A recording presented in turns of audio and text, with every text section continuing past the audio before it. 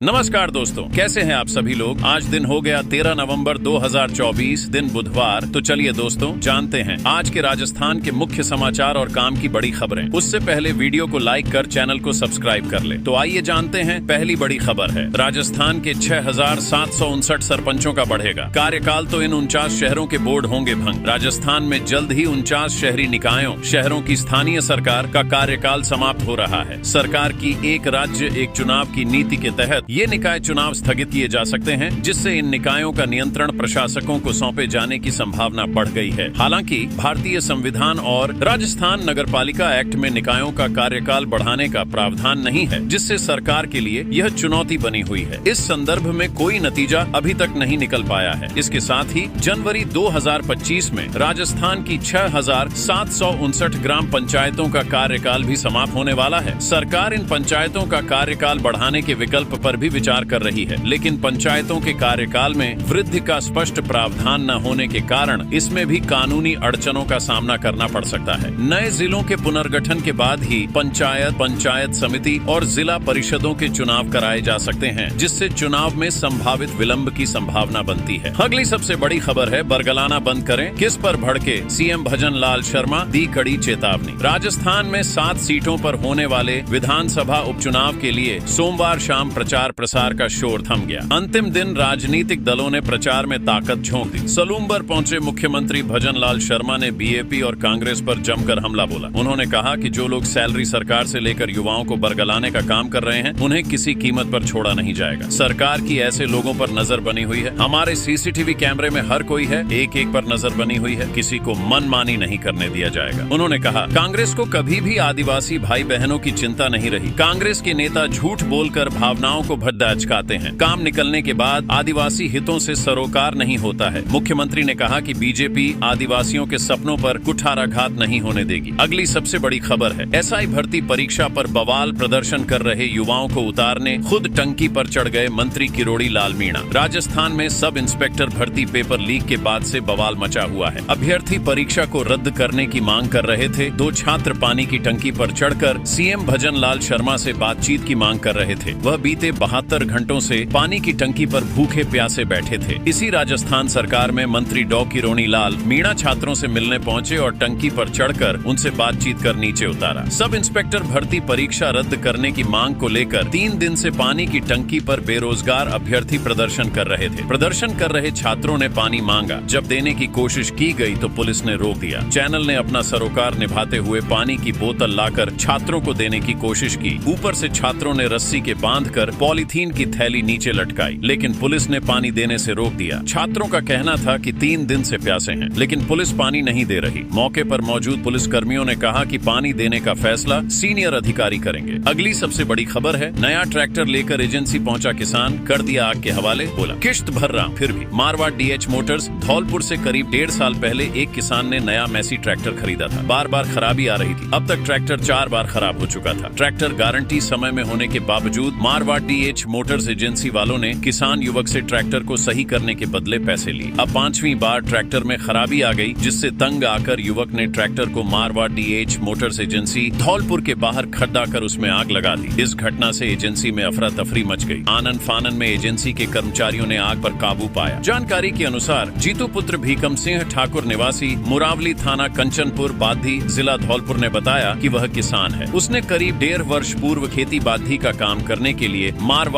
Motors Dholpur agency से नया Massey tractor खरीदा था। लगातार ट्रैक्टर में खराबी आ रही थी। कभी ट्रैक्टर की क्लच प्लेट खराब हो जाती, तो कभी काला धुआं देने लगता, तो कभी ट्रैक्टर के इंजन में खराबी आ जाती। अगली सबसे बड़ी खबर है क्लीन स्वीप के दावों के बीच कल मतदान। भजन लाल, डोटासरा, हनुमान और रौद की प्रतिष्ठा दांव पर। राजस्थान में आज यानी बुधवार को उपचुनाव के लिए मतदान होगा। इसके बाद प्रदेश में स्थानीय निकाय के चुनाव होने हैं, इसलिए उपचुनाव के नतीजे अहम हैं। बीजेपी ने उपचुनावों में पूरी ताकत झोंकी है। चुनावी परिणाम 23 नवंबर को जारी होंगे। हालांकि नतीजे जो भी हों, राजस्थान विधानसभा में सरकार की स्थिति पर कोई असर आने वाला नहीं है। लेकिन इसके बाद भी बीजेपी ने अपने सारे चुनावी घोड़े मैदान में दौड़ा दिए। इसकी वजह है प्रतिष्ठा। बीजेपी में यह चुनाव सीएम भजन लाल शर्मा के चेहरे पर हो रहे हैं। कांग्रेस की जीत हार प्रदेशाध्यक्ष गोविंद सिंह डोटासरा का कद तय करेगी। वहीं क्षेत्रीय पार्टियों में आईएलपी सुप्रीमो हनुमान बेनीवाल और बीएपी सांसद राजकुमार रोध के लिए भी भी उपचुनाव अस्तित्व की लड़ाई बन चुका है। हालांकि ये दोनों ही नेता चुनाव नहीं लड़ रहे हैं, लेकिन मुकाबला इन्हीं चेहरों के इर्द गिर्द लड़ा जा रहा है। अगली सबसे बड़ी खबर है, लॉरेंस बिश्नोई के साथियों को मारने पर 1 करोड़ का इनाम, क्षत्रिय करणी सेना का ऐलान। क्षत्रिय करणी सेना के राष्ट्रीय अध्यक्ष राज सिंह शेखावत ने लॉरेंस गैंग के मेंबर्स को मारने वालों के लिए अलग अलग इनाम की घोषणा की है। इनाम की कुल राशि 21 लाख से लेकर 1 करोड़ DH है। बता दें, राजस्थान में 5 दिसंबर के दिन जयपुर के श्यामनगर इलाके में श्री राष्ट्रीय राजपूत करणी सेना के राष्ट्रीय अध्यक्ष सुखदेव सिंह गोगामेडी की बदमाशों ने गोली मारकर हत्या कर दी थी, जिसकी जिम्मेदारी लॉरेंस बिश्नोई गैंग ने ली थी, जिसे लेकर अब क्षत्रिय करणी सेना के राष्ट्रीय अध्यक्ष राज सिंह शेखावत ने लॉरेंस बिश्नोई गैंग से जुड़े 5 लोगों की हत्या करने पर कुल 21 लाख से लेकर 1 करोड़ रुपए का इनाम रखा है। राज सिंह शेखावत का कहना है कि लॉरेंस बिश्नोई गैंग से जुड़े आतंकी गतिविधियों को अंजाम देने वाले अनमोल बिश्नोई, गोल्डी बरार, रोहित गोदारा, संपत नेहरा और वीरेंद्र चारण को जो व्यक्ति ठोकेगा उसे पुरस्कार दिया जाएगा। हम क्षत्रिय धर्म का निर्वहन करें और आतंकवाद और भय मुक्त भारतवर्ष हो, यह सुनिश्चित करें। उन्होंने बदमाशों पर अलग अलग इनाम रखा है। शेखावत ने अनमोल बिश्नोई पर 1 करोड़ रुपए, गोल्डी बरार पर 51 लाख रुपए, रोहित गोदारा पर 51 लाख रुपए, संपत नेहरा पर 21 लाख रुपए और वीरेंद्र चारण को मारने वाले को 21 लाख रुपए का ऑफर दिया है। अगली सबसे बड़ी खबर है, IAS टीना डाबी के इस फैसले से गदगद हो गई महिलाएं, हर तरफ हो रही तारीफ। अपने बेहतरीन कामों को लकेर चर्चा में रहने वाली बाड़मेर की DM टीना डाबी इन दिनों दोबारा काफी चर्चा में है। इस बार चर्चा में रहने का मुख्य कारण उनका एक अभियान की शुरुआत करना है। इस अभियान में उन्होंने महिलाओं के सशक्तिकरण के लिए खास प्लान तैयार किया गया है। DM ने इस कार्यक्रम का नाम मरु उड्डान रखा है, जो कि आज यानी 12 नवंबर से शुरू होकर अगले 3 महीनों तक चलने वाला है। DM टीना डाबी पिछले कुछ दिनों में विभिन्न संस्थाओं के साथ मिलकर एक MOU साइन किया है। इस MOU के तहत महिला सशक्तिकरण के कई कार्यक्रमों को आयोजित किया जाएगा। इस MOU को साइन करने का मुख्य उद्देश्य महिलाओं को सशक्त करना है, उन्हें आत्मनिर्भर बनाना है। मरु